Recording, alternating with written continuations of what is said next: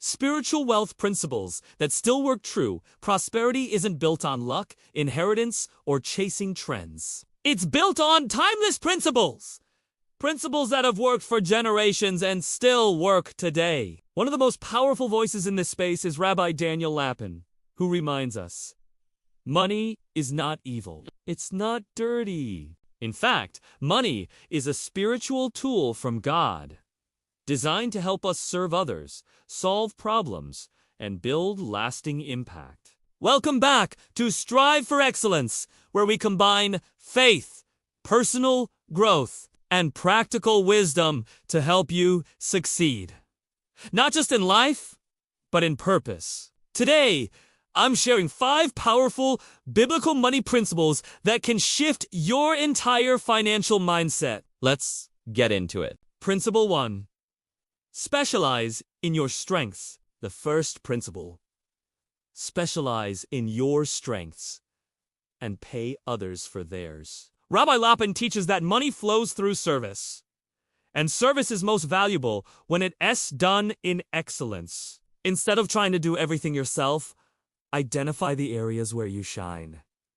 What do you do well? What do people naturally ask you for help with? Now, take that, refine it, and build your skill into value. Then, rather than burning out trying to be everything for everyone, hire others to do what you're really not built for. That's not weakness.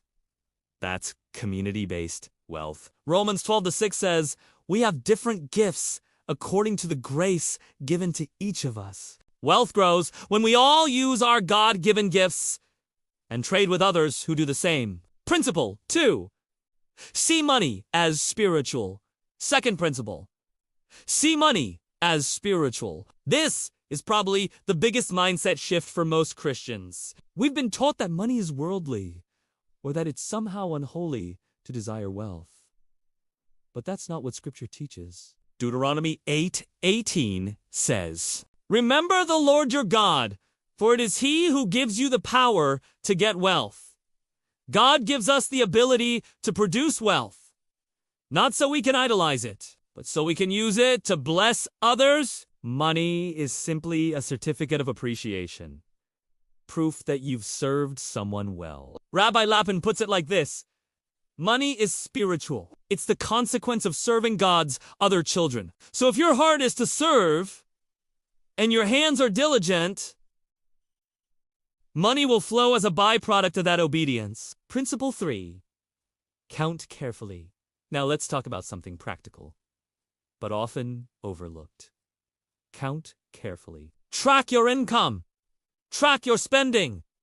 Track your goals. Precision leads to provision. Proverbs 27:23 says, be diligent to know the state of your flocks and attend to your herds.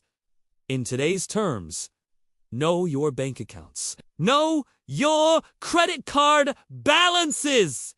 Know your budget. You can't manage what you don't measure. And excellence requires stewardship. When you take control of your numbers, you create room for God to multiply them. Principle 4. Start with your oil jar. Fourth principle. Start with what you have. Rabbi Lapin often points to the biblical story of the widow and the oil in 2 Kings. 4. She cried out in desperation, and the prophet asked her, what do you have in your house? All she had was a little jar of oil, but with faith, obedience, and action, that oil multiplied and became the source of her miracle. The lesson: start with your oil jar. That might be your voice, your hands, a skill, a tool, a small opportunity, or a side hustle. It may feel small, but God multiplies what we commit to Him. Zechariah 10.